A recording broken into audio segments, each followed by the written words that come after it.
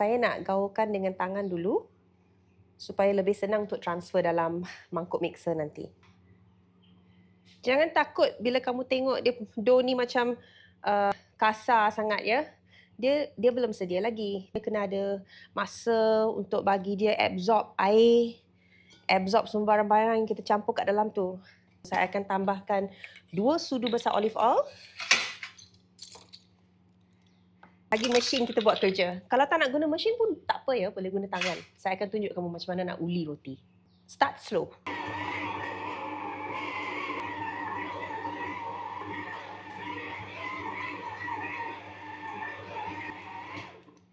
Kita kena buat macam ni selama 7 minit. Tapi saya suka buat 2 minit, rehat dalam 5 minit, start balik 7 minit. Bila kita rehat, gluten dalam tepung kita, dia akan berkembang dengan lebih cantik.